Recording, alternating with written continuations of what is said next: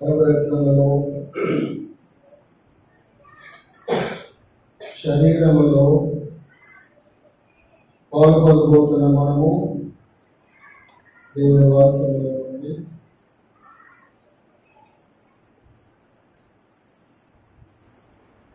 కొద్ది నిమిషాలు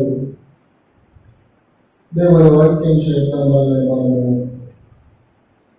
మన ఆత్మీయ జీవితాన్ని ఒకసారి పరీక్షించుకొని ప్రభు రక్తములో శరీరములో పాల్పొందుతాం. ప్రతి వారం కూడా మనం ఆత్మీయ జీవితాలను ప్రతి వారం కూడా మనం పరీక్షించుకుంటూ ఉంటాం. ప్రతి వారమే కాదు, ప్రతి క్షణము కూడా పరీక్షించుకోవటం మనకి ఎంతో మేలు. వారమే కాదు, ప్రతి క్షణం కూడా మనం మన ఆత్మీయ జీవితాన్ని పరీక్షించుకొనుట మనకు మేలు. ఎందుకనగా మనం పలు సమయాలలో తప్పిపోయే స్వభావము గలవారు. మానవ హద్దుబాటులు, మానవ బలహీనతలలో ఎన్నోసార్లు మనం తప్పిపోతాం. కానీ ఏం చేస్తాం? సమర్థించుకుంటాం. అది మనకు అలవాటు. సమర్థించుకోవటము మనుషులకు అలవాటు. ఆరంభము నుండి కూడా, ఆదాము హవ్వల దగ్గర నుండి కూడా సమర్థించుకోవట మనకు అది ఒక నైజం, మనకు అలవాటు అయిపోయింది. ప్రతి మనిషి యొక్క జీవితంలో సమర్థించుకొనుట అలవాటు చేసుకునే బ్రతుకుతున్నాము. అందుకొరకు మనం ప్రభు వల్ల సమీపంలో ఉన్నప్పుడు మన ఆత్మీయ జీవితాన్ని మనం ఒక్కసారి పరీక్షించుకొని ఆయన రక్తములో, ఆయన శరీరములో పాలు పొందుట మనకు మేలు, క్షేమం. వారు ప్రక్క ఉన్నవాడు పాలు పొందారు, నేను పొందకపోతే ఏమనుకుంటారు అనేటువంటి ఆలోచన కాదు. అదే మనను మోసం చేస్తుంది సాతాను. నేను పాలు పొందకపోతే నా ప్రక్క ఉన్న సహోదరి ఏమనుకుంటుందో, ఎందుకు పాలు పొందలేదనుకుంటుందో అనేటువంటి ఆలోచనతో కూడా కొన్నిసార్లు మనం ప్రభు శరీరములో, రక్తములో పాలు పొందుతూ ఉంటాం. ఇది వాస్తవం కదా? చెప్పాలి. ఇది వాస్తవం. అది చెప్పంగానే వాస్తవమైన సంగతి. అందుకొరకు దేవుని వాక్యము చేత మనము దేవుని వాక్యం మనల్ని పరీక్షిస్తూ ఉంటాం. అందుకొరకు దేవుని వాక్యంలో మనం వెళ్ళక ముందు బైబిల్ పదవి వాడుకుందాం. భలే భలే మాట బంగారు, భలే భలే మాట బంగారు మాట, బైబిల్లో మాట, యేసు మాట. భలే భలే మాట బంగారు మాట, బైబిల్లో మాట, యేసు మాట. నా జీవితాన, నీ జీవితాన మరువని మాట, యేసు మాట. నా జీవితాన, నీ జీవితాన మరువని మాట, యేసు మాట. భలే భలే మాట బంగారు మాట, బైబిల్లో మాట, యేసు మాట. కొరింథీయులకు రాసిన మొదటి పత్రిక 11వ అధ్యాయములో ఒక మాట చదువుకుందాం. కొరింథీయులకు రాసిన మొదటి పత్రిక 11వ అధ్యాయము 28, 29 చదువుకుందాం కలిసి. వచనాలు 28, 29 చదువుకుందాం. కాబట్టి ప్రతి మనుషుడు తనను తాను పరీక్షించుకునవలెను. అలాగే చేసి ఆ రొట్టెను తిని ఆ పాత్రలోని త్రాగవలెను. ప్రభువు శరీరముని వివేచింపక తిని త్రాగువారు తనకు శిక్షావిధి కలుగుటకే తిని త్రాగుచున్నారు. 30వ ఇందువలననే నేను అనేకులు బలహీనులు రోగులై ఉన్నారు, చాలా మంది నిద్రించుచున్నారు. అయితే మనలను మనమే విమర్శించుకునే ఎడల తీర్పు పొందక పోదుము. మనలను మనమే విమర్శించుకుని ఎడల తీర్పు పొందక పోదుము. మరొక భాగం చదువుకుందాం. తిమోతికి రాసిన మొదటి పత్రిక 4వ అధ్యాయము 11, 12 వచనాలు కలిసి ఉన్నాయి. మనం కలిసి చదువుకుందాం. తిమోతికి రాసిన మొదటి పత్రిక 4వ అధ్యాయము 11, 12 వచనాలు చదువుకుందాం. నీ యవ్వనమును బట్టి ఎవడను నిన్ను తృణీకరింపనీయకము గాని మాటలలోను ప్రవర్తనలోను ప్రేమలోను విశ్వాసములోను పవిత్రతలోను విశ్వాసులకు మాదిరిగా ఉండుము.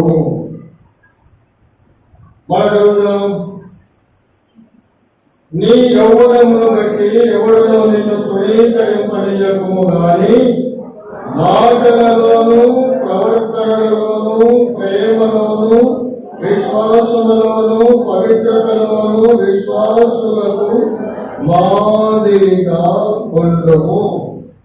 దేవుడు తన మాటలను దీవించి మనందరి కొరకై ఆశీర్వాదించుగాక. చిన్న ప్రార్థన చేసుకున్నాం. ప్రభువా, మీకు వందనాలు, స్తోత్రములు తండ్రి. ఘనమైన మీ నామమును ఆరాధించడానికి ఇచ్చిన గొప్ప భాగ్యమును బట్టి స్తోత్రములు. అయోగ్యుడను అపాత్రుడను ప్రభువా, నేను కూడా మీ ప్రజలలో చేరి ఘనమైన నీ నామమును ఆరాధించడానికి నాకు కూడా ఇచ్చినటువంటి గొప్ప భాగ్యాన్ని బట్టి స్తోత్రములు. నన్ను కూడా క్షమించావు పాపములను.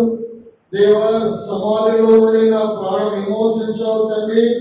దేవా, నాకు దయా కిరీటం ధరింపజేశావు తండ్రి. కరుణా కటాక్షములతో కిరీటం ధరింపజేశావు తండ్రి. నన్ను తృప్తిపరచావు తండ్రి. నా పాపములు తూర్పుకి పడబడికి ఎంత దూరమో అంత దూరం చేసిన దేవుడు. అంతేకాదు ప్రభువా, ఏ రీతిగా తండ్రి తన కుమారుడిపై జాలి పడతాడో అంతకన్నా ఎన్నో రెట్లు నాపై జాలిపడి నన్ను కూడా నిత్యత్వములో పరలోకములో నీతో కూడా సదాకాలం ఉండే గొప్ప భాగ్యం ఇచ్చావు. మీకు వందనములు. ఇంత ఘనమైన కార్యం చేసిన దేవా, నేను కూడా నిన్ను హృదయమారా నిన్ను ఆరాధించి కీర్తిస్తూ ఉన్నాను. దేవా, చదువుకున్న భాగమును కూడా ఆశీర్వదించండి తండ్రి. దేవా, చదివే భాగం మాకు అందరికీ కూడా కావలసినటువంటి ఆత్మీయమైన సంగతులు మీరు బయలుపరచండి. నిలబడుచున్న నీ దాసుడు చేతకాని వాడు ప్రభువా, నిష్ప్రయోజకుడు తండ్రి, ఎన్నిక లేనివాడు. నీ దాసుని నీ ఆత్మతో నింపి నాతోని ప్రజలకు కావలసిన ఆత్మీయమైన సంగతులు బయలుపరచమని ప్రతి ఒక్కరు కూడా వినగలిగే చెవి, గ్రహించే మనసు కలుగుడు కొరకు సహాయం చేయమని వేడచ్చు. ఈ సన్నిధిని కోరుకుంటూ శత్రువు ఎక్కడ దేన్ని లేచిన స్థలం లేకుండా దేవా, మా తండ్రి నీ వాక్యములకు దీనులమై తగ్గించుకొని మీరు మాట్లాడిన వెంటనే వారి స్వభావం ఆత్మని ప్రజలకు కలుగు చేయమని ప్రభువును రక్షకుడైన యేసుక్రీస్తు నామములో స్తుతించి ఆరాధించి ప్రార్థించి వేడుచున్నాము తండ్రి. ఆమేన్. మనం చదువుకున్న భాగములో పౌలపోస్తలుడు అంటున్నాడు, 11వ అధ్యాయము మనం చదివాం.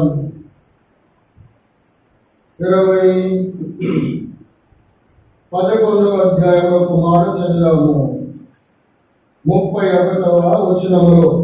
అయితే మనలను మనమే విమర్శించుకుని ఎడల తీర్పు పొందక పోతుంది.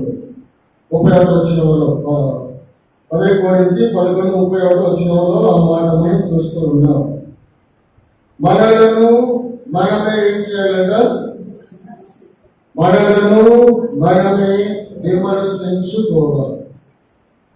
ఎందుకన్నాడు ఈ మాట పౌలు గారు అంటే, మనము ఒకరిని విమర్శిస్తాం కానీ మనల్ని మనం విమర్శించుకోలేదు. అంతే కదా? వాక్యం చాలా తేటగా మనకు పరిశుద్ధాత్మను నేర్పిస్తాం, కానీ మనం నేర్చుకోం. నీకు వాక్యం అర్థం కావటం లేదంటే అది నీలో ఉన్న బలహీనతే, ఎవరైనా కాదు. వాక్యము నీకు అర్థం కావటం లేదంటే అది నీలో ఉన్న బలహీనతే కానీ వాక్యములో ఏమీ లేదు. ఇది దేవుని మాటలే నీకు అర్థం కాకపోతే ఇంకేం అర్థం చేసుకుంటావు? అవును కదా? వాక్యము అర్థం కావటం లేదంటే అది నీలో ఉన్న బలహీనత. చక్కగా అర్థమవుతుంది కదా? దీన్ని విమర్శించి చెప్పాల్సిన పనిలేదు. ఏమన్నాడు? చదవండి, చదవగలరు. మనలను మనమే విమర్శించుకునే ఎడల తీర్పు పొందక పోదు. అంటే మనలను మనము విమర్శించుకోమంటున్నారంటే పౌలు గారు కొరింథీ సంఘాన్ని. అంటే వారు ఏం చేసేవారంటే వారిని వారు విమర్శించుకునేవారు కాదు, కానీ వేరే వారు విమర్శిస్తూ ఉండేవారు. దినాలు అలా ఉన్న పరిస్థితులు కదా. క్రైస్తవ జీవితంలో విశ్వాసులైనటువంటి వారు ఎక్కడ చూసినా గాని ఇతర వారిని విమర్శిస్తుంటారు, కానీ మనలను మనం విమర్శించుకునేటువంటి అనుభవము లేకుండా భూమి మీద విశ్వాసులుగా బ్రతుకుతున్నాం. యెషయా ప్రవక్త 3-4 పక్కలు చూశాడు. ఒకటి పైకి చూశాడు, పైన కనిపించింది. చూడండి, ఆ మాట చదువుకుందాం. యెషయా గ్రంథము 6వ అధ్యాయం. యెషయా గ్రంథం 6వ అధ్యాయం ఒక మాట చదువుకుందాం. 6వ అధ్యాయం యెషయా గ్రంథం 1 నుండి చదువుకుందాం. రాజైన ఉజ్జియా మృతి నొందిన సంవత్సరమున అత్యున్నతమైన సింహాసనమునందు నేను చూచితిని. ఆయన చొక్కా అంచులు దేవాలయము నిండుకొని. పైకి చూసగానే యెషయా ప్రవక్తకు ఏమి కనిపించిందంటే దేవుడు సింహాసనం పైన ఆసీనుడై ఉన్నారు. తర్వాత 2వ వచనం చూసాం మనం. ఆయనకు పైగా ఎవరున్నారంట? శరాపులు నిలిచి ఉన్నారు. ఒక్కొక్కరికి 6 రెక్కలుండెను. ప్రతి వాడు 2 రెక్కలతో తన ముఖమును రెంటితో తన కాళ్ళను కప్పుకొనొచ్చు, రెంటితో ఎగురుచు ఏం చేస్తున్నాడంట?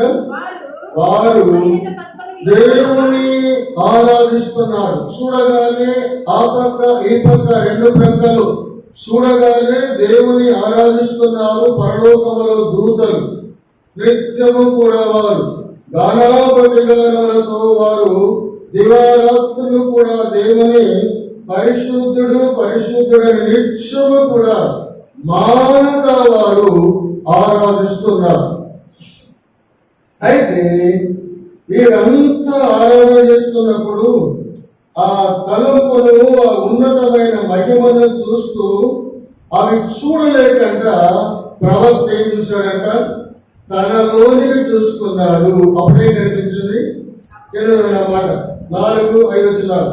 వారి కంఠస్వరము వలన గడప కమ్మెల పునాదులు కదలుచు మందరము ధూమము చేత నిండెను. అప్పుడు 5వ వచనంలో నేను అపవిత్రమైన పెదవులు గలవాడను, అపవిత్రమైన పెదవులు గల జనుల మధ్య నివసించువాడను, నేను నశించి తిని రాజును సైన్యం కలుగు యెహోవాను కన్నులారా చూచితిని. భయమేస్తుంది. తన లోపలికి తన వైపు చూసుకోగానే తనలో ఏం కనిపించింది? కనపడింది. అపవిత్రుడను, నేను అపవిత్రుడను అనేటువంటి సందర్భం తనలో చూసుకోగానే కనిపించింది. అలాగనే మనం కూడా మొదట మన వైపు చూసుకోవాలి. మనలో చూస్తే మనలో ఉన్నటువంటి బలహీనతలు మనకు దేవుని వాక్యము చేత బయలుపరచబడతాయి. యెషయా ప్రవక్త కూడా దేవుని వాక్యం వింటూ తన వైపు చూసుకోగానే తనలో భయం వేస్తుంది. అయ్యో, నేను అపవిత్రమైన పెదవులు గలవాడని, అలాంటి వారి మధ్య నేను ఉన్నానే, నేను చచ్చిపోతాను అంటే ఆ దినాల్లో దేవుడిని చూస్తే చనిపోతున్న భయం. అందుకే నేను కేకలు వేసి నశించిపోతున్నానని దేనికి తాను అంతగా భయపడ్డాడంటే తాను భయపడ్డాడు చనిపోతానని. అందుకొరకు మనం కూడా విమర్శించుకొనుటనగా మనలో దేవుని వాక్యము చేత మనలను మనము విమర్శించుకోవాలి. అందుకే పౌలు గారు ఏమన్నాడంటే, ప్రతి మనిషి తనను తాను విమర్శించుకొని అన్నాడంటే కొరంథీలో ఉన్న సంఘము వారు విమర్శించుకోవటం లేదు, కానీ వారి ప్రక్కనున్న వారు ఎదురున్న వారు అందరినీ బట్టి వారు విమర్శిస్తూ ఉన్నారు. వాళ్ళు ఎట్లా, వీళ్ళు ఎట్లా, వాళ్ళు ఎట్లా. అందుకే వస్తుంటాం మనం కొన్ని సమయాలలో. అందుకే పౌలు యొక్క భారముతో ఈ మాట పలుకుతున్నారు. ఏమన్నా చదువుకున్న 31 చూడండి. అయితే మనలను మనమే విమర్శించుకొని ఎడల తీర్పు పొందక పోదుము. ఇంకో మాట ఏమన్నా చూడండి. అయితే అన్నాడంటే 30 కూడా చదవాలి, అప్పుడు మనకు అర్థమే. 30 చదువుకొని చూడండి. ఇందువలననే మీలో అనేకులు బలహీనులను రోగులై ఉన్నారు, చాలా మంది నిద్రించారు.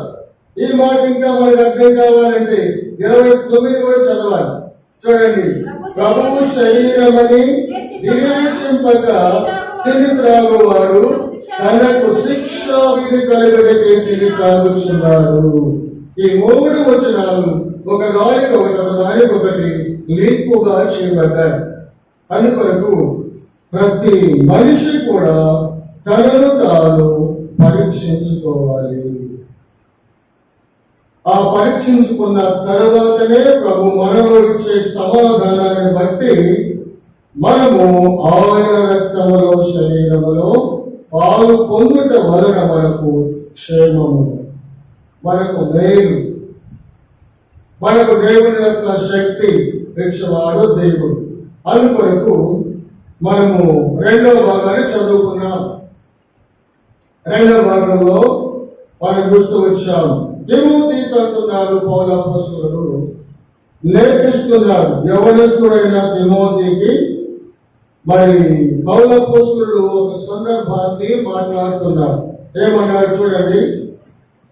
నీ యౌవనమును బట్టి ఎవడును నిన్ను తృణీకరింపనీయకము గాని, అంటే యౌవన కాలములో తృణీకరించబడవద్దు.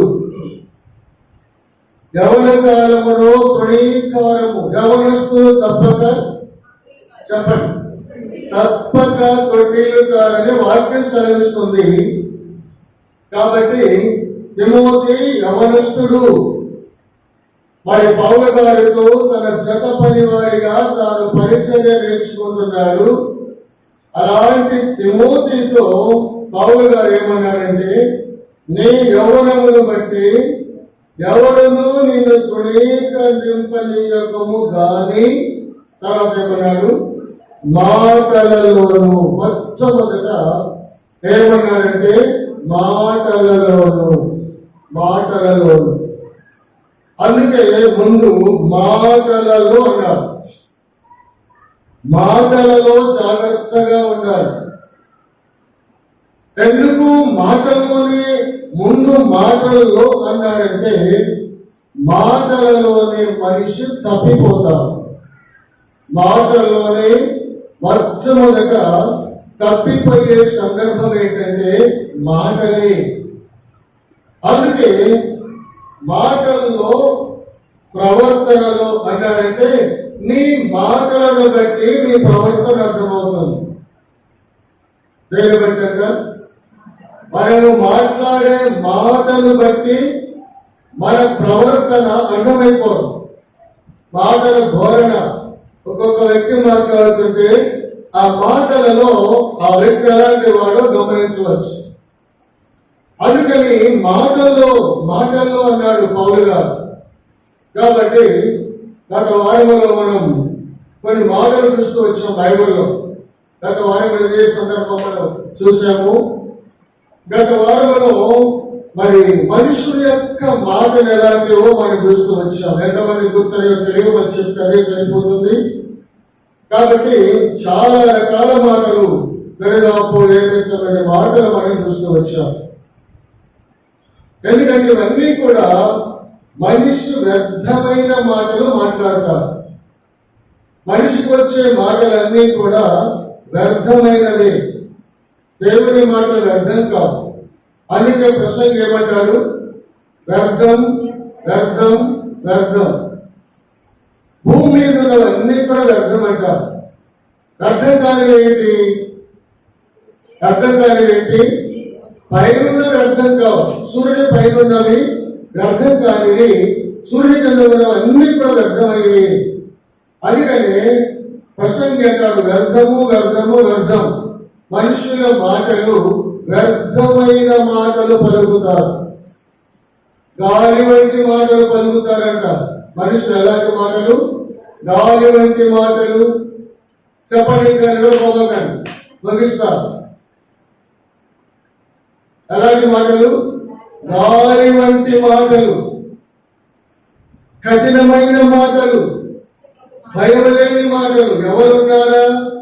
సేవకులు ఉన్నారే, ఎలా మాట్లాడే తెలియకుండా కూడా భయంకరంగా మాట్లాడేవారు ఉన్నారు. విశ్వాసంలోనే దేవుని బతిగా భయపడరు. ఒకవేళ సేవకుడంటే లెక్కలేకపోవచ్చు, కనీసం దేవుని బట్టి కూడా మాట్లాడే ప్రవర్తన చాలా భయంకరంగా మాట్లాడతారు.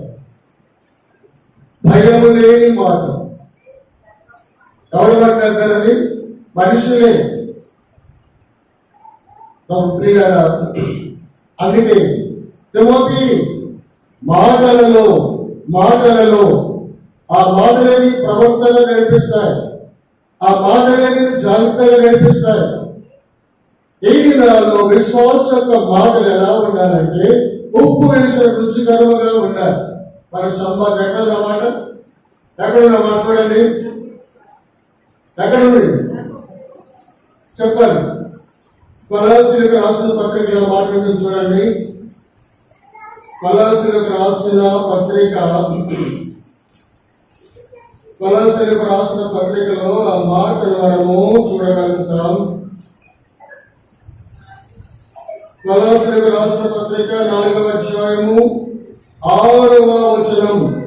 అందరూ బైబిల్ చూడండి. కొలస్సీయులకు రాసిన పత్రిక 4వ అధ్యాయము 6వ వచనం. ప్రతి మనిషికి ఎలాగూ ప్రత్యుత్తరం ఇవ్వవలెను, అది నీవు తెలుసుకొనుటకై నీ సంభాషణ ఉప్పు వేసినట్లు. ఎలా ఉండాలి? ఒక విశ్వాసి మాట్లాడుతున్నాడంటే ఆ మాటలు ఎలా ఉండాలంట? ఉప్పు వేస్తే ఏమవుతుంది? రుచి వస్తుంది.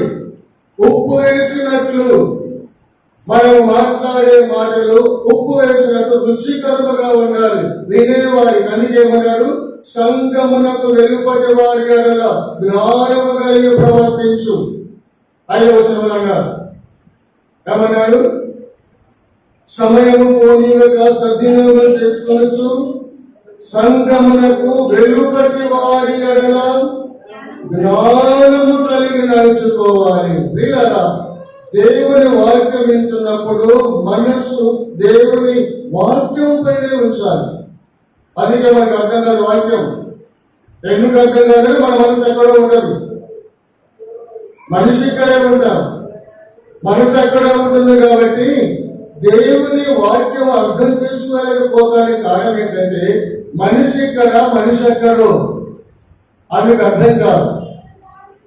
మనసు పెట్టి మనసు దేవుని వాక్యము ప్రకటిస్తున్నప్పుడు, బోధిస్తున్నప్పుడు మనస్సు పెట్టి ఆ వాక్యం మీద మన మనస్సు ఉంటే ఆ వాక్యం మనకు చక్కగా అర్థమవుతుంది, చక్కగా మనలో ఖాళీ చేస్తుంది.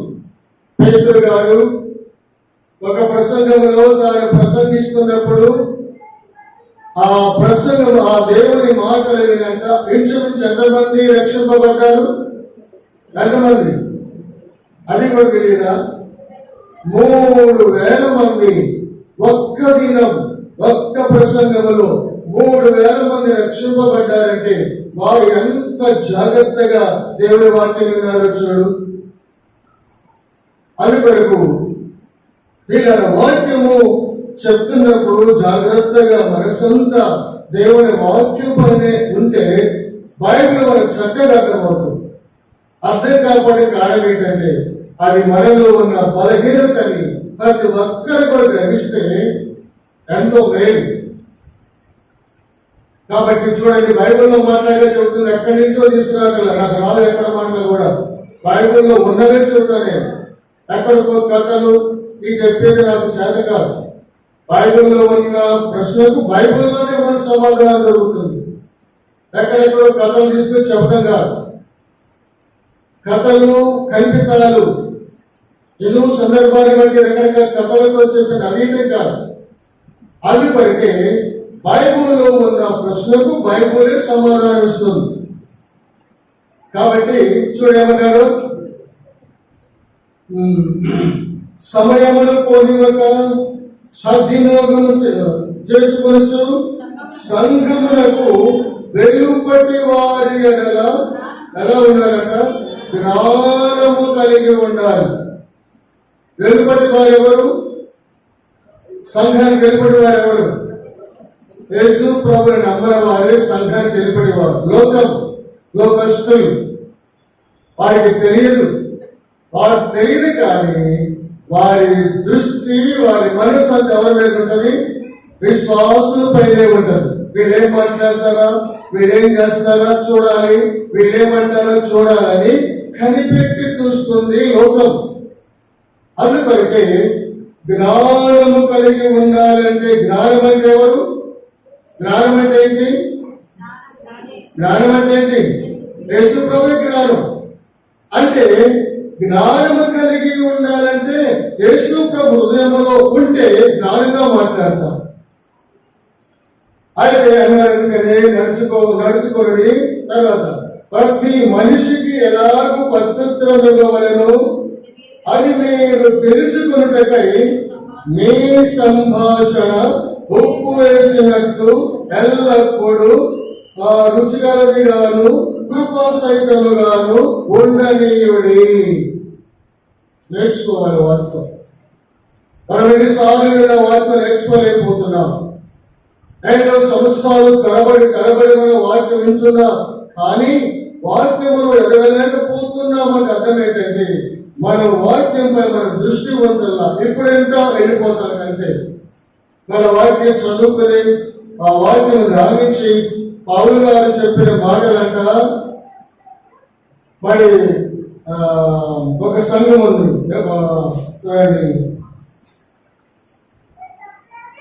అపోస్తుల కార్యములు 17వ అధ్యాయం సంఘం ఉంది. వాళ్ళంట అపోస్తుల కార్యము 17వ అధ్యాయము 11-12 చదువుతారు. 11-12 మీరు దశలోనికలో ఉన్న వారి కంటే గరుడై ఉండేది గనుక ఆసక్తితో వాక్యమును అంగీకరించి పౌలును శీలయు చెప్పిన సంగతులు అలాగు ఉన్నవో లేవో అని ప్రతి దినము లేఖనములను పరిశోధించుచుండిరి. ఎవరట వీళ్ళు? బెరియలో ఉన్న సంఘం, బెరియాలో ఉన్నటువంటి సంఘస్థులంట. వారు పౌలు శీల చెప్పిన మాటలంట అసలు ఉన్నాయా వాక్యంలో, లేక మీరు కల్పితం చెబుతున్నారనే ఆలోచనతో వారు ప్రతి దినము కూడా లేఖనాలను వారు పరిశోధించేవారు. కనుక పిల్లల విన్న వాక్యాన్ని మనం ప్రతి పలు సమయాల్లో చూడాలి. ఇది ఉన్నదా, ఇది లేదా, లేక ఇది మోసకరమైన బోధ, లేక భిన్నమైన బోధ, లేక కలిపి చెప్పే బోధనే సత్యాన్ని తెలుసుకోవాలంటే మనము భిన్న వాక్యాన్ని చదువుతూ ఉండాలి అనుదినం. అప్పుడే మనకు దేవుని వాక్యం అర్థమవుతున్నది. కాబట్టి సందర్భంలో చూస్తూ వచ్చాం, మనం ఎలా ఉండాలి? దేవుని వాక్యం ప్రకారంగా అనుదినం మన మాటలు ఎలా ఉండాలంటే ఉప్పు వేసినట్లు రుచికరముగాను, తర్వాత కృపా సహితముగాను, ఎల్లప్పుడు ఒకసారిగా ఎల్లప్పుడు రుచికరదిగాను కృపా సహితముగాను ఉండనీయుడి.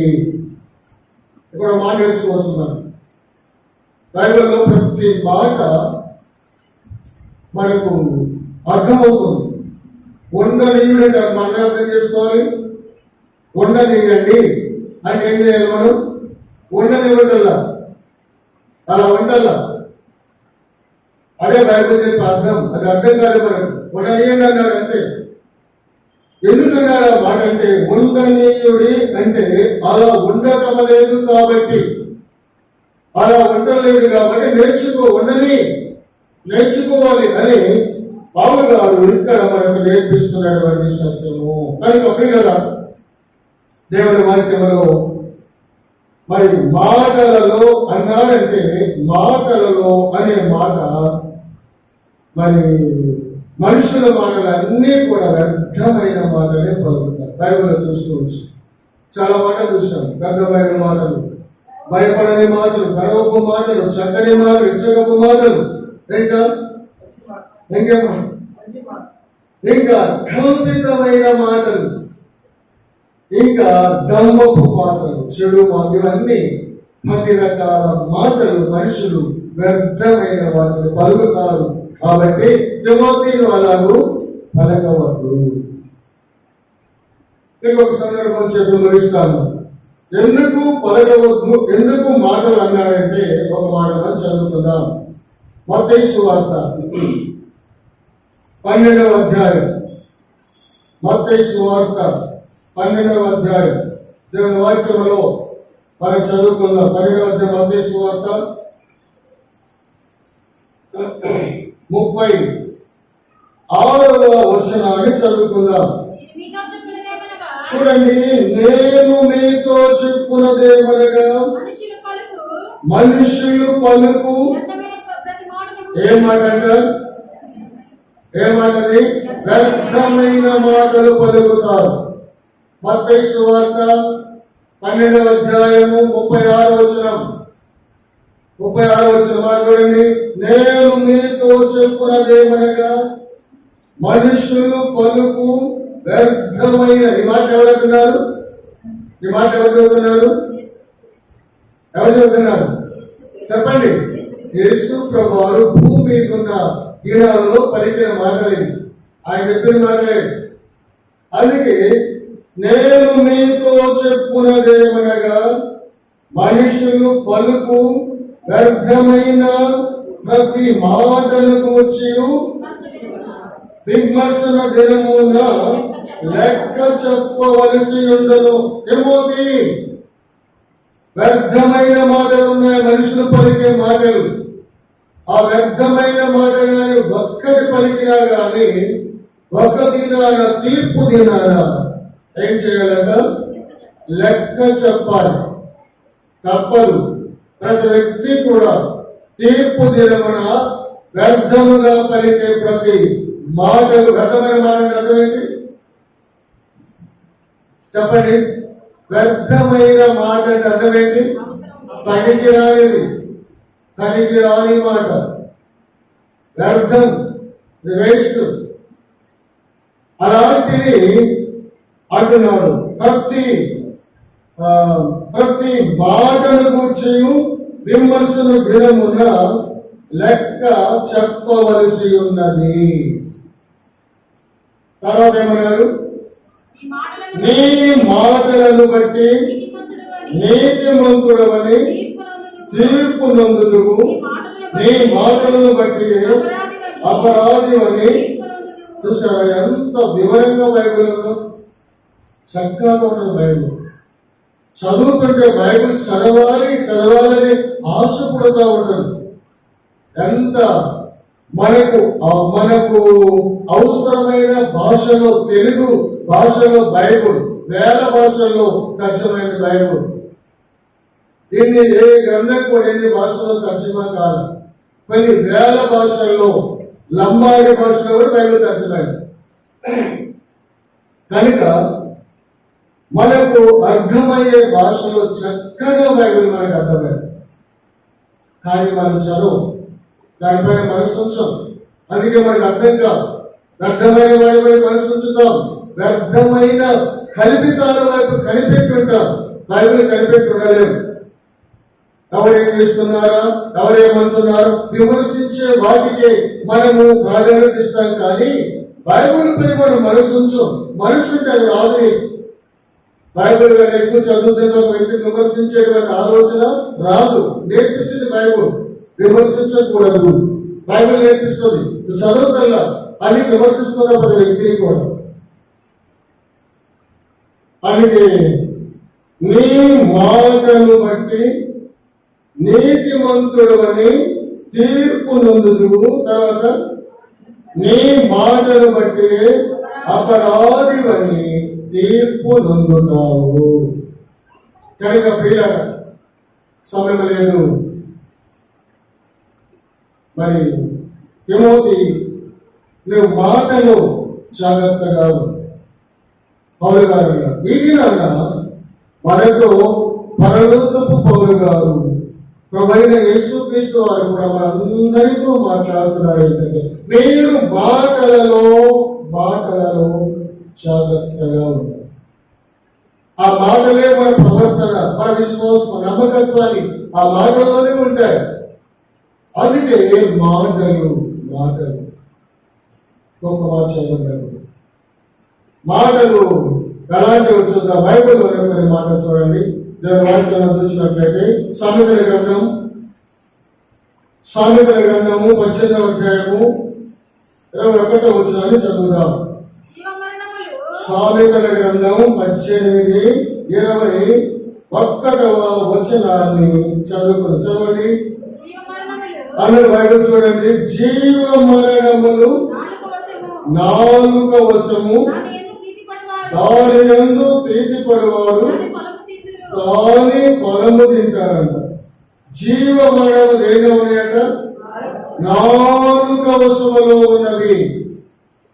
నాలుక ఎంత శక్తి కలిగిందో తెలుసా?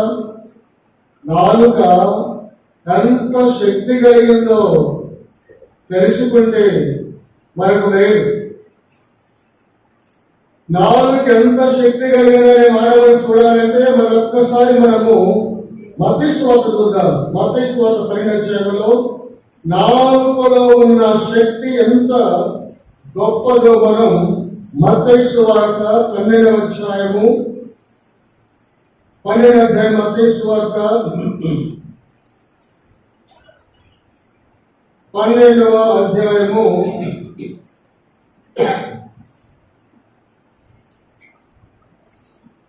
34వ వచనాన్ని చదువుకుందాం. చూడండి. సర్ప సంతానమా, మీరు చెడ్డవారయుండి ఎలాగూ మంచి మాటలు పలకగలరు. చూడండి, వినండి. హృదయమందు నిండి ఉన్న దానిని బట్టి నోరు మాట్లాడును కదా. హృదయము నిండిన దాన్ని బట్టి నోరు మాట్లాడుతుంది. హృదయములో నిండినవన్నీ కూడా నాలుక బయటికి తీసుకొస్తుంది. అంత శక్తి ఉంది నాలుకలో. హృదయములో ఏమైతే నిండి ఉంటాయో అవి నాలుక ఏం చేస్తుంది? చెప్పండి, ఎవరేస్తుంది? ఏం చేస్తుంది? ఆ నాలుక హృదయంలో బయటకు తీసుకొచ్చేది నాలుకే. ఎంత శక్తి ఉందో చూడు. నీ హృదయంలో ఏమున్నాయో అవన్నీ కూడా ఎంత దాచుకోవాలన్నా దాగనివ్వదు నాలుక. బయటికి తీసుకొస్తుంది. ఏంటంటే నాలుక అంత శక్తి కలిగినది, అంత శక్తి ఉంది. నాలుగు చూసామని జీవ మరణములు ఎవరి వశం అంట? నాలుగు వశం. హృదయములో ఏముందో అది బయటికి తెచ్చి మాట్లాడించేది ఏంటంటే నాలుగే. అందుకని తిమోతి, ఎవరు పుణ్యకరించము కానీ నీవు మాటలలో సమయం మోకరించాము.